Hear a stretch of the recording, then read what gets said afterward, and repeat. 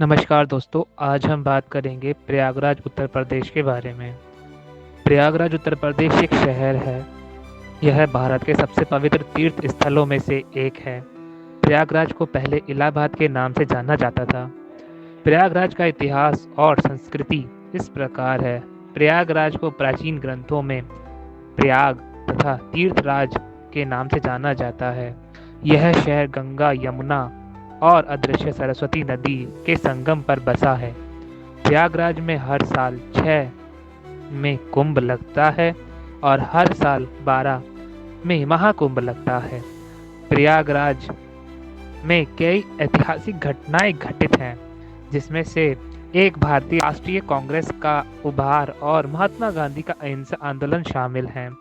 प्रयागराज में कई महत्वपूर्ण संस्थान, जिसने इलाहाबाद विश्वविद्यालय, इलाहाबाद उच्च न्यायालय, मोतीलाल नेहरू प्रयोग संस्थान, मेडिकल और कृषि कॉलेज, भारतीय सूचना प्रौद्योगिकी संस्थान जैसे कि IIIT शामिल हैं। राज्य में कई साहित्य हस्तियां पैदा हुई हैं, जिसमें विराग मिश्रा जैसे नाम शामिल हैं। प्रयाग का इतिहास अत्यंत प्राचीन है।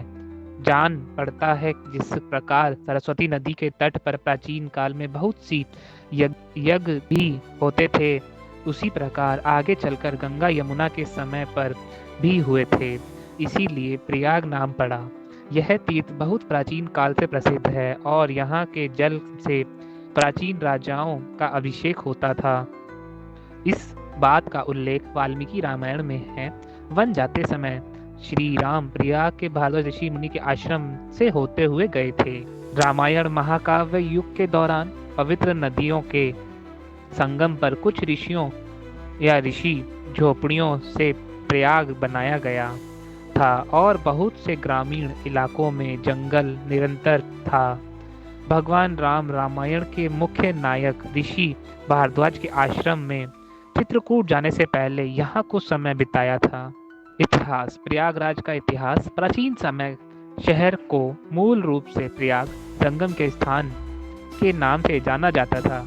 एक ऐसा नाम जो अभी भी अक्सर इस्तेमाल होता है। इलाहाबाद में उत्खनन से उत्तरी काली पालिश वेयर लोहा आयु की जानकारी प्राप्त है। यह एक प्राचीन शहर भी है।